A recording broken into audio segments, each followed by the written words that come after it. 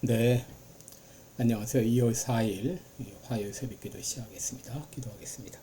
은혜로우신 우리 아버지, 주의 은혜와 사랑을 감사와 찬송과 영광을 돌립니다. 하나님 아버지, 또 복된 또 새해를 맞이하고 또 2월을 맞이했습니다. 하나님의 은혜 가운데 우리들을 지켜 인도해 주신 것을 감사와 찬송을 드립니다. 2월 한 달도 하나님 늘 성령께서 함께 하시고 동행해 주실 것을 믿습니다. 주님께서 나와 함께 하심을 믿고 날마다 성령님과 동행하는 귀한 한 달이 되게 하여 주옵소서. 세계 만방에서 복음을 전하는 모든 선교사님들, 오늘의 영육간에 강건함으로 함께 해주시고 연약한 중에 있는 성도들 긍휼을 베풀어 주옵소서. 주의 능력의 손으로 친히 역사해 주시고 치료의 광선을 발하여 주시사 깨끗이 나음을 얻게 하여 주옵소서. 아버지, 한국의 상황이 심히 위중한 가운데 있사온데 긍휼을 베풀어 주시고 속히 하나님의 뜻 가운데 모든 문제가 낱낱이 해결되는 역사들이 있게 하여 주옵소서. 시카고 빌라델비아 교회에 은혜를 주시고 날마다 구원받는 사람이 더해가는 역사가 있게 하여 주옵소서. 감사드리며 예수님의 이름으로 기도드리옵나이다. 아멘. 네, 찬송가 604장입니다. 완전한 사랑, 하나님의 사랑 604장 보겠습니다. 예전 찬송가는 288장입니다. 604장입니다.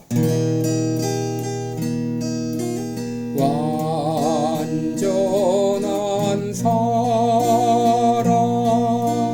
하나님의 사랑, 다함이 없는 사랑의 겨워 둘 한 몸 되어 보람 있게 살라 손 모아 주님 앞에 빕니다.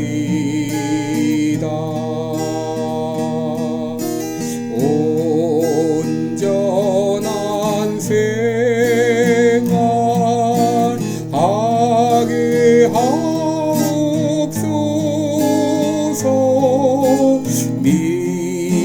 믿음과 소망 사랑 가지고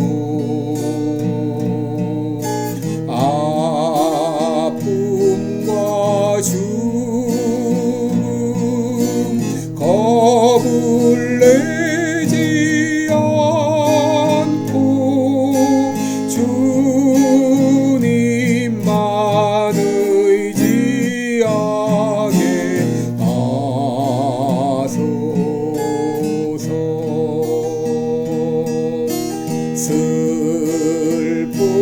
슬픔을 이긴 기쁨 주옵시고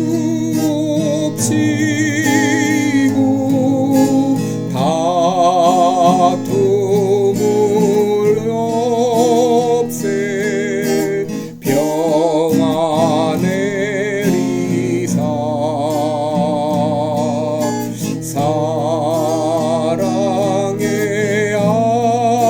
아침 반이 동터오는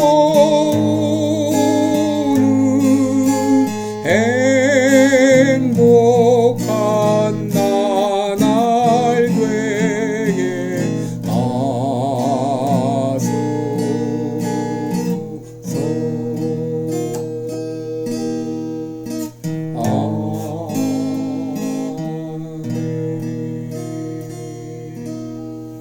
아멘. 네, 우리 오늘은 창세기 24장입니다. 창세기 24장 1절로 9절까지 제가 봉독해 드립니다. 창세기 24장 1절로 9절입니다. 아브라함이 나이 많아 늙었고 여호와께서 그의 범사에 복을 주셨더라.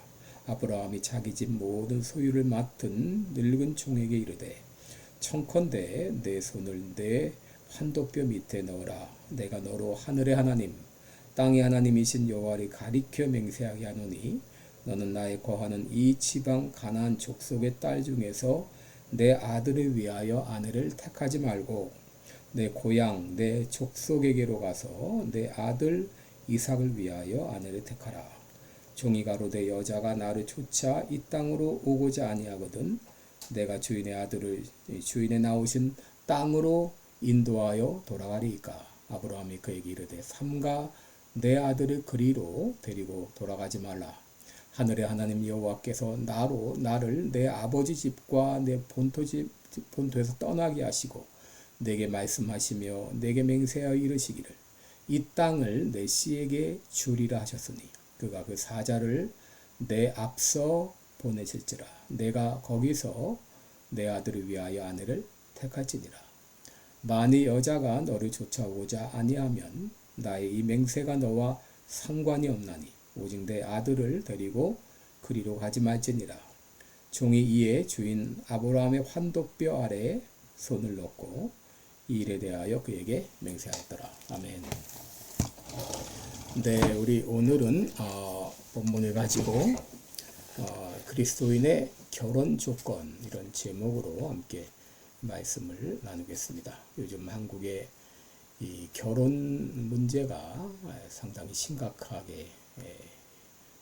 심각한 지경에 이르렀죠. 왜냐하면 많은 정년기의 그 청년 남자들이 결혼을 기피하고 있습니다. 또 결혼 연령이 자꾸 늦어지고 있고 이로 인하여서 출산율이 저하되는 이런 심각한 상황에 있죠. 또 결혼을 했어도 또 이혼 문제가 또 심각합니다. 2022년 통계에 의하면 한국의 경우 이혼율이 46%입니다. 미국의 경우도 45%입니다.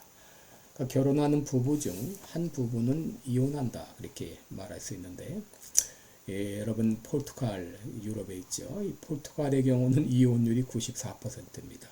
스페인도 85%인데 이들은 이혼하기 위해 결혼한다 이렇게 해도 과언이 아니죠. 그렇다면 왜 많은 사람들이 이혼을 하는 것일까?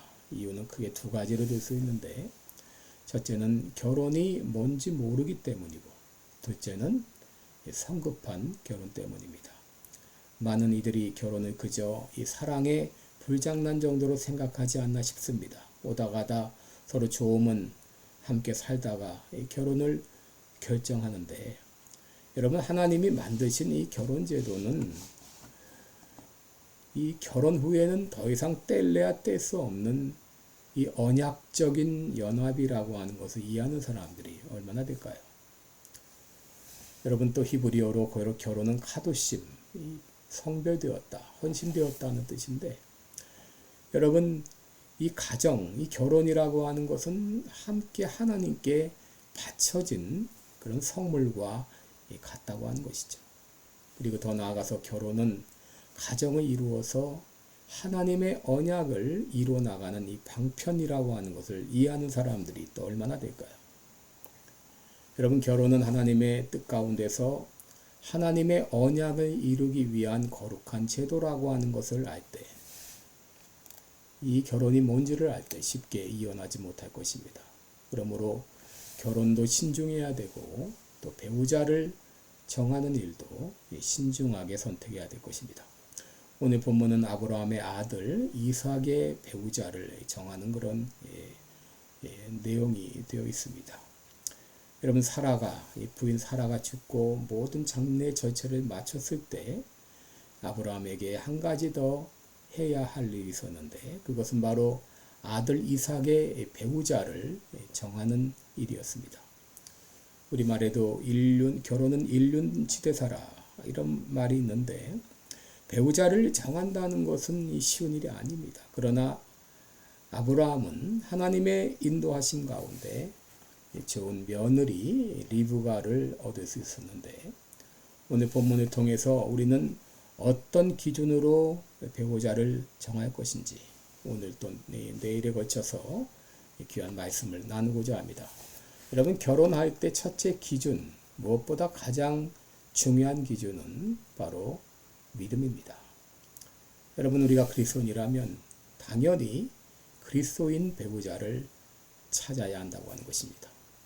오늘 본문에서 아브라함은 늙은 종에게 이삭의 아내감을 찾으라 하고 일을 맡기면서 두 가지 조건을 제시하죠. 3절 4절에 보면 첫째, 가나안 족속의 딸 중에서 이삭을 위한 아내감을 택하지 말고 내 고향 내 족속에게로 가서 이삭을 위하여 아내를 택할 것이라 이렇게 말했고, 둘째는 반드시 가나안 땅에 와서 같이 살 사람이어야 했습니다.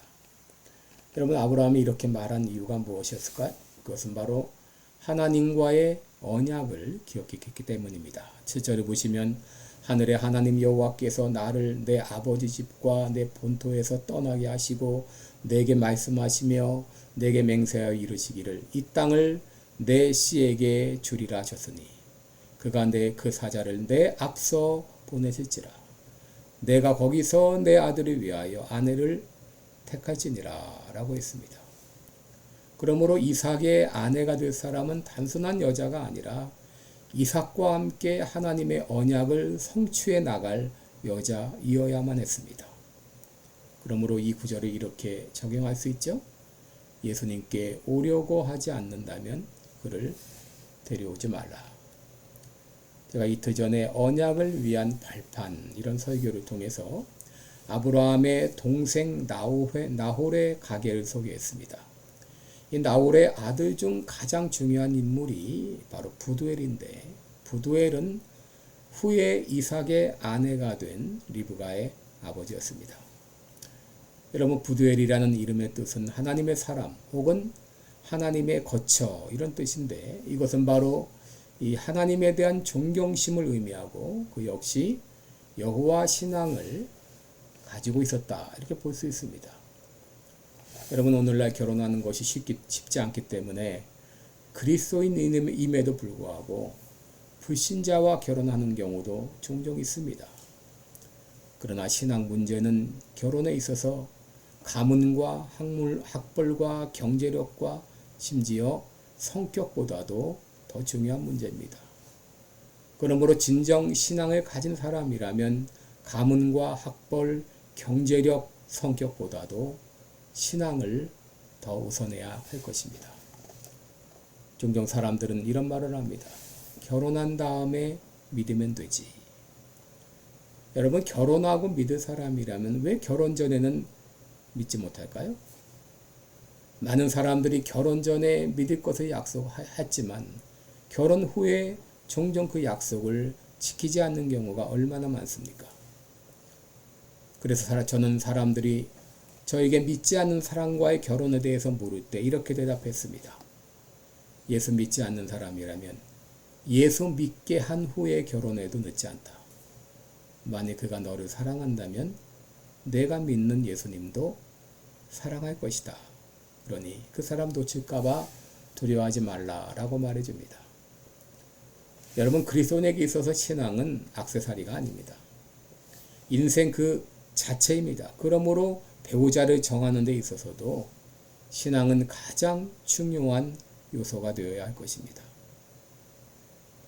겨우 신앙 있는 정도가 아니라 신앙이 돈독한 사람을 배우자로 찾아야 될 것입니다. 둘째 기준은 배경입니다. 가급적이면 같은 고향, 같은 민족, 같은 생활 스타일을 가진 사람 중에서 찾으라는 것입니다.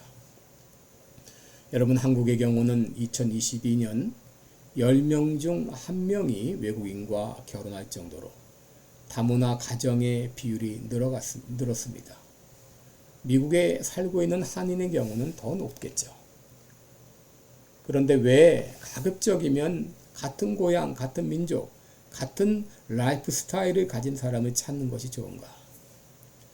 여러분, 민족이 같고 배경이 같고 또 생활 스타일이 같을 때 갈등이 일어날 소지가 적고 혹 갈등이 일어날지라도 쉽게 해결할 수 있기 때문입니다.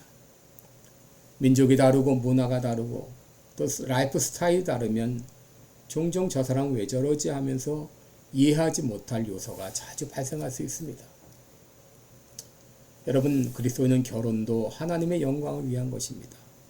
혼자가 아니라 둘이 하나가 될 때 더 효과적으로 하나님의 일을 할 수 있고, 또 혼자 일할 때보다 3배, 4배의 또 시너지 효과가 나오게 되고, 또 자녀들과는 더 큰 일을 감당할 수 있습니다. 그런데 가정 문제로 의견 충돌이 일어나고 다툼이 자주 일어난다면 자신의 영광은 물론 하나님께도 영광이 되지 못할 것입니다.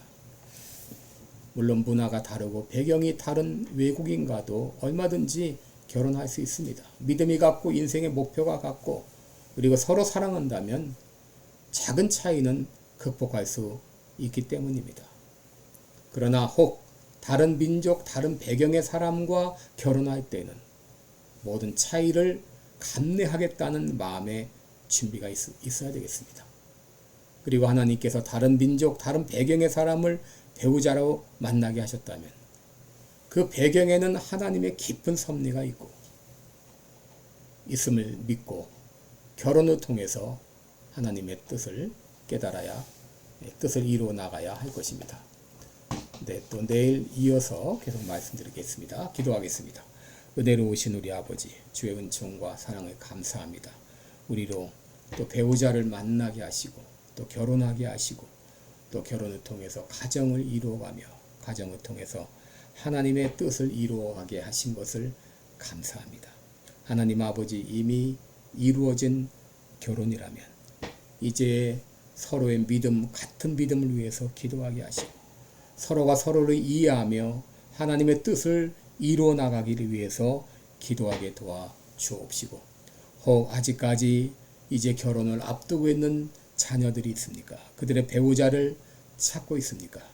그리스도인 믿음의 사람을 만나게 하시고 가급적이면 같은 민족, 같은 배경, 같은 라이프 스타일의 사람을 만날 수 있도록 도와주시고, 아버지, 특별히 우리들이 만날 배우자는 참으로 하나님이 택하신 하나님의 뜻 가운데 만날 수 있도록 은혜 베풀어 주옵소서. 감사드리며 예수님의 이름으로 기도드리옵나이다. 아멘. 네, 오늘은 여러분 특별히 가정을 위해서, 배우자를 위해서, 자녀들을 위해서, 자녀들의 또 배우자를 위해서 기도해 주시기 바랍니다. 고맙습니다.